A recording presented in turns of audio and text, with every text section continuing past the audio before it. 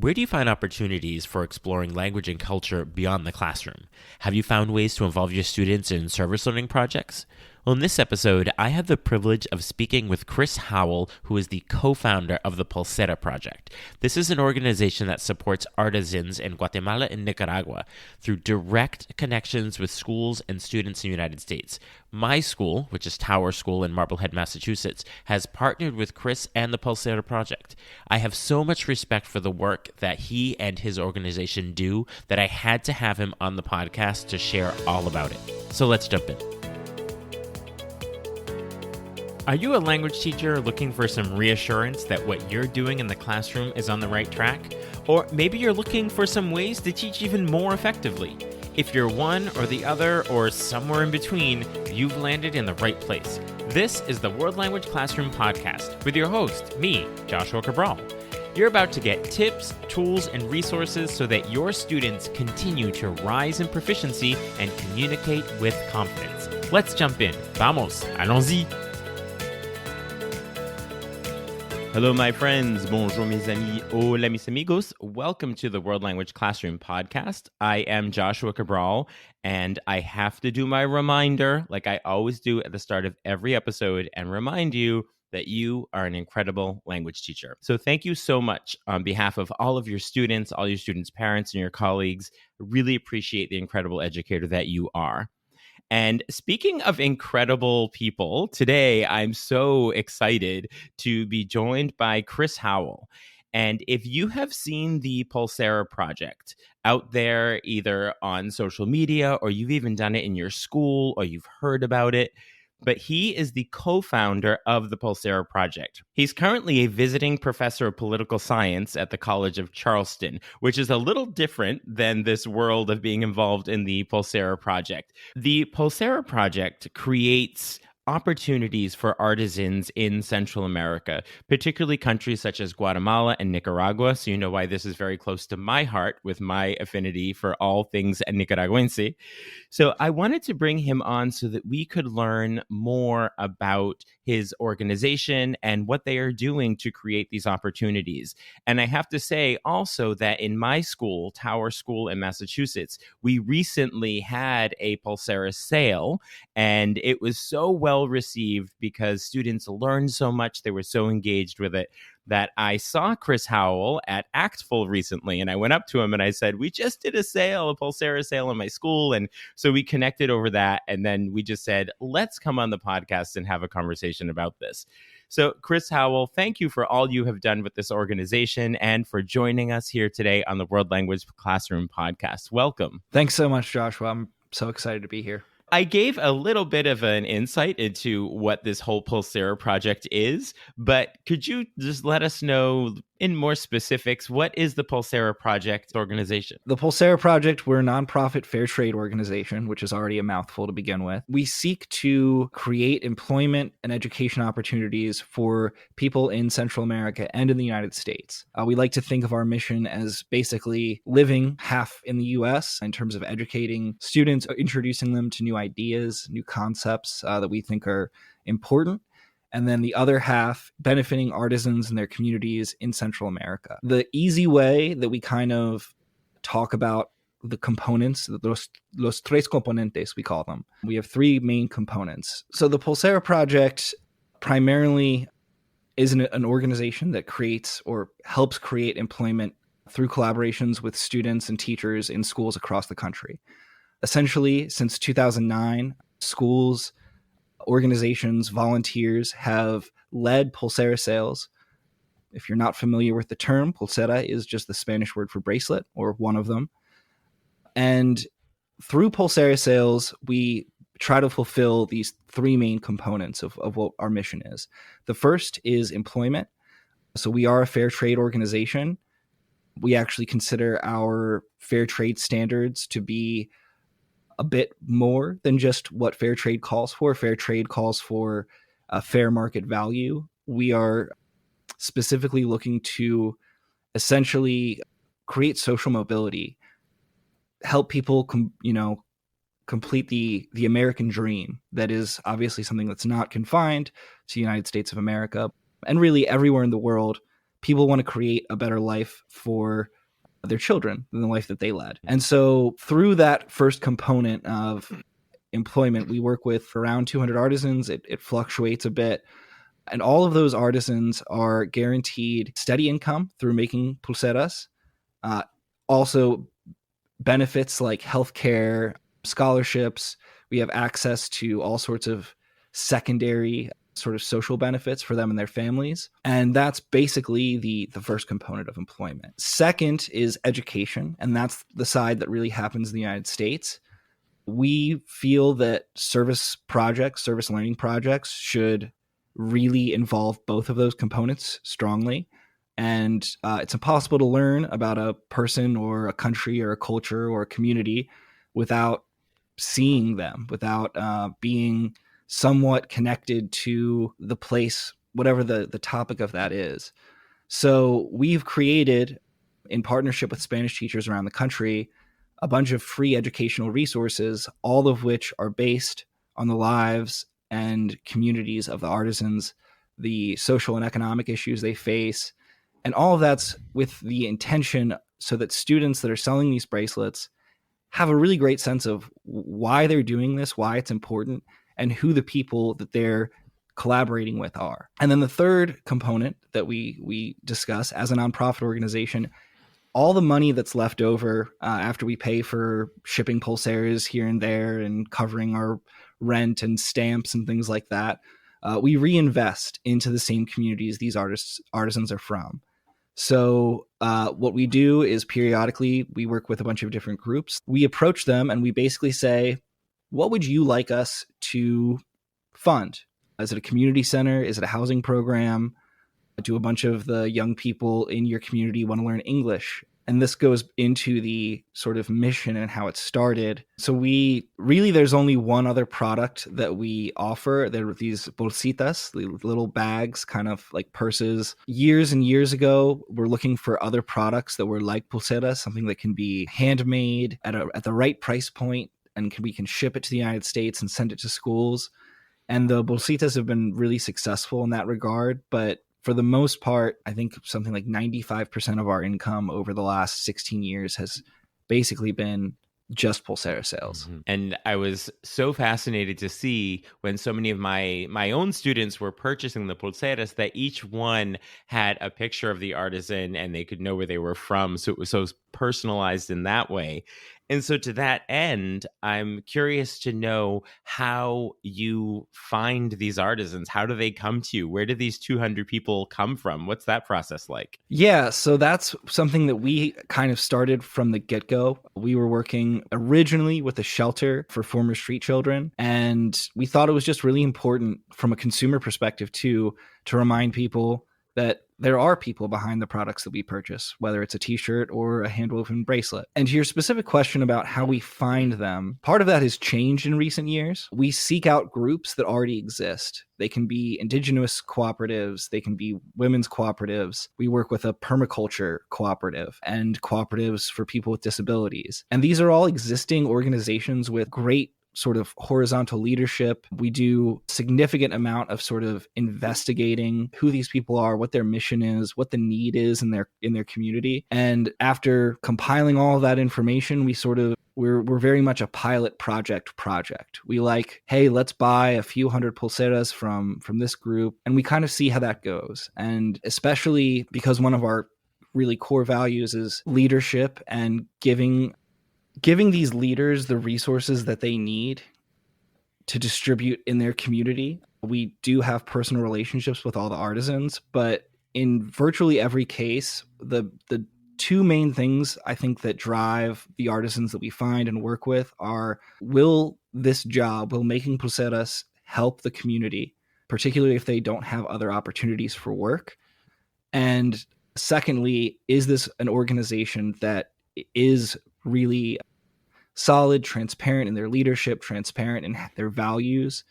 And if those values align with ours and that need is there, then we try to form a collaboration. I see where you are now and doing these great things, but where did the inspiration come from to begin this? So interestingly enough, there really wasn't an inspiration to start an organization. It literally started from a group of people from the US that wanted to travel in Nicaragua. They made plans to go down. And while they were down there, they understood we are going to a country, the third poorest country in the hemisphere. And we want to do more than just surf and go to the beach and check out the markets. We want to actually do something. It's a very common sort of, US perspective. And to this day, no one knows who had the first idea walking through the markets and seeing all of these, beautiful handwoven bracelets. But somebody did and said, hey, these bracelets sell for, 35, 40 cents down here. I bet if we brought some back to the States and sold them to friends, family, our community, we could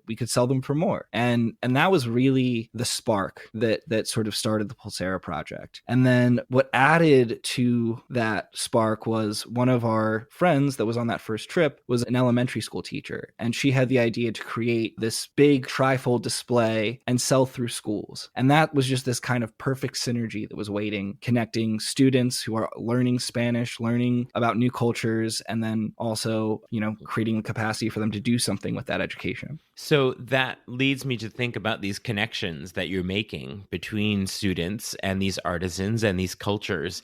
And so how do you really see the Pulsera project fostering those meaningful connections between students and these Central American artisans? We encourage as much as possible for students and the teachers that lead the sales to explore the educational resources we have. We have a sort of very simplified social media page for each one of the artisans that has a video, audio interview, a written interview, shows where they live on a map, everything that we can to sort of show people what life is like in these communities and for these artisans. Our dream would be to bring a bunch of people down to Central America, and we do that from time to time. But the next best thing is sort of bringing Central America into people's classrooms and bringing the lives of these artisans into people's classrooms. And that's sort of our educational program. And I always like to put that face and that name to everything that's being done. And as I mentioned earlier, each of the bracelets that you get has a picture and you know who this person is.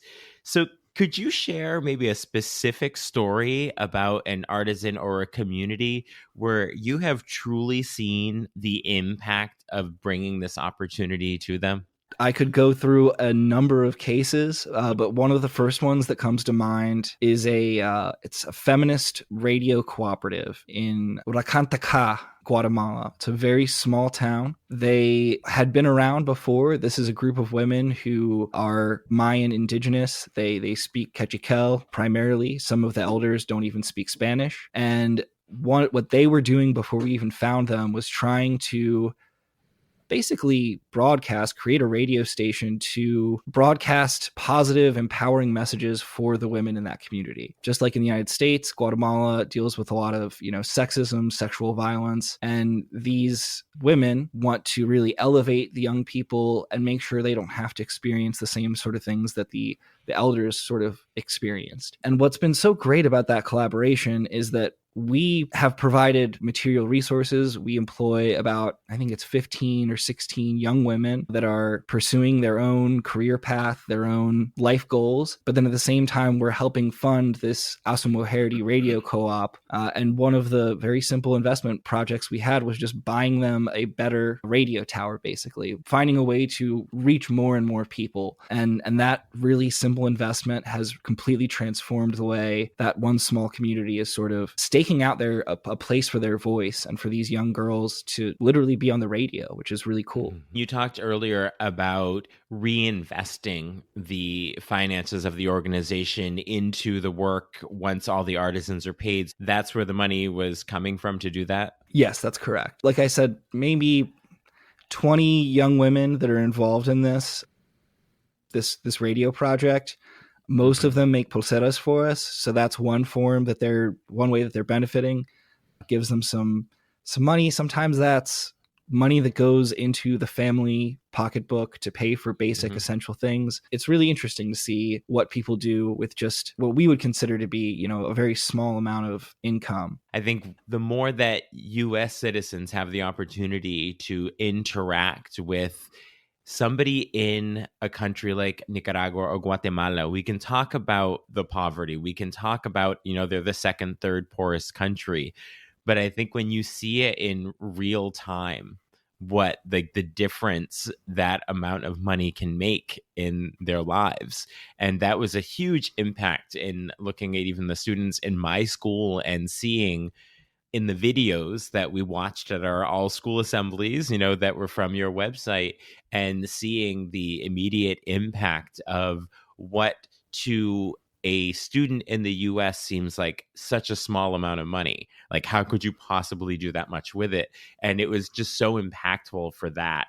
The idea I had behind the project was a lot of the artisans and sort of working with their families, but to hear how you have this initiative with this feminist organization and the radio, and it's so much more, it's so much more than that. Along the idea of the whole organization that you have is fair trade, and you had mentioned that early on as well as the key part of the mission. And how do you educate students through this process that they're understanding that what you're doing and the relationships you have with these artisans are fair trade? Like, how do you talk to students so that they understand what that means? We have a series of activities that sort of compare what minimum wages, what daily wages are in Central America in these communities. So students, first and foremost, have a sense of what things cost and what a person can expect to earn. But if you're not familiar with fair trade is a lot more than just paying producers of goods a decent wage. It's about building relationships. And we consider our relationship with every artisan as a mutual collaboration where we're both sort of benefiting from that. So part of that is making sure that they have money up front to buy the resources, the lana, the string, the materials to make the pulseras, and making sure they have a lot of people can't even imagine in the United States what it's like in, an informal economy, which is most of the communities we're working with, where what you're bringing home each day is as capricious as, did somebody come to the market that really wanted to buy a bracelet or did they not? And that sort of steady income is one of the things that makes fair trade, I think, really, really important. I very much appreciate that you refer to it as a mutual collaboration. And so many times when we involve ourselves in service work, it can be very one-sided. It's, I'm here to help. I am the big hope in your life, and I'm not really getting anything from you. It's everything that I am able to offer you to make your life better. But just the language of the mutual collaboration is I have as much or even more, hopefully, to learn from you than I'm bringing to the table. So how have those conversations maybe gone with students around that idea of mutual collaboration? Yeah, so that's actually, as you were saying, it's so frequent when we think about service, we think charity. We think someone is giving something to another person. And that kind of colored a lot of our initial approaches to, trying to make a difference. And it was very, very early on that we realized, we're bringing down donated goods, we're bringing down donated soccer balls and stuff, but we need to actually sit at the table as equals and talk to these people and say, what is it that you need? So one of our main values that we really stress is solidarity. And we really try to enforce that in all of our lessons, is teaching students to think, again, this is a collaboration. Also, self-awareness, just realizing that you bring certain biases from your culture, just as anyone in Central America or anyone anywhere in the world. And that's not necessarily a handicap, but it can be. And if you are aware of it, if you are taking time to sort of think about what am I bringing to the table? How are my perspectives coloring this? That matters a lot. And finally, humility. And I think that's something that people get really mission driven in nonprofit organizations and think that they're doing things the best way possible. But we are really open to criticism from the artisans. We're constantly asking, how can we do things better? And those lessons are sort of in the DNA of every single lesson and activity that we share with teachers. There were a couple of books that just have sat with me and helped me to really understand that. And I don't know if you've read Profiles of the Poor. It's a book I recommend to people. And I don't know if specifically Guatemala is referenced in there, but it's really getting that better understanding. And then there was the documentary Living on $1 a Day. Are you familiar with that documentary? Yes. A lot of people come to the Pulsera project from that documentary. They sort of discover that and they say, "Oh, Guatemala, how can I help, these people that are surviving on such little funds?" Which is a pretty, good introduction into that side of things. One thing, as we're throwing around some recommendations, Yeah. a really influential speech for us was Chimamanda Adichie did a TED talk on the danger of a single story. And this is something, and it's not to, knock the living on a dollar a day or anyone that's really highlighting some of the economic issues that exist in other parts of the world. But when you only see one story, when you only have, and these narratives very much lodge in our brains and we don't even realize it, it restricts your perspective. And so that's why we try to offer such a window into these artisans' lives. They're not like us in many ways, and then in other ways they're very, very much like us. And as far as young people go, those commonalities run so much deeper. One of my favorite images that we have is on our homepage. One of our artisans, Brenda, she is wearing the traditional Guatemala huipil, very ornate, dress, traditional Mayan dress. And then she has this long purple hair. And it's just, when I think about students out there today, like you think about somebody that's Mayan, indigenous, you have this image of almost this prehistoric, noble savage type person.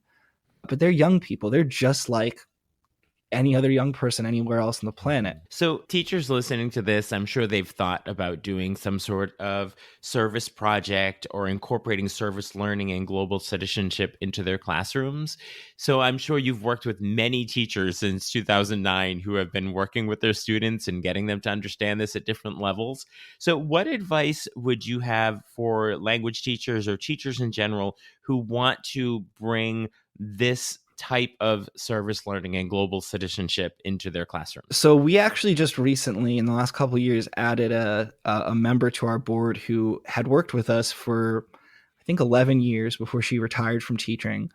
And one of her insights that I really appreciated was she said, when I first did the Pulsera project, we just did the bracelet sale. And that's the thing. We make it as easy as possible. We understand that as teachers, you are overtaxed, overstretched to the max. So we make the sign up process and returning the box, everything as easy as we can possibly manage. But that said, we also offer this mountain of resources. So the best way is to just sort of jump in, dive in, do that first sale.